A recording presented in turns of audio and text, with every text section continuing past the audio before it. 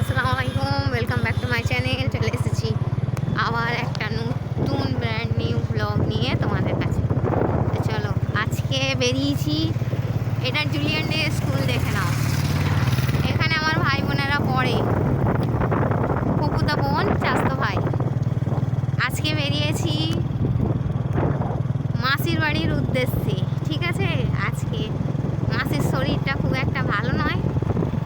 বেরিয়েছি মাসির বাড়ির উদ্দেশ্যে। যাওয়ার পথে আজকে সানডে হলিডে। আজকে পুরো রাস্তাটা দেখো,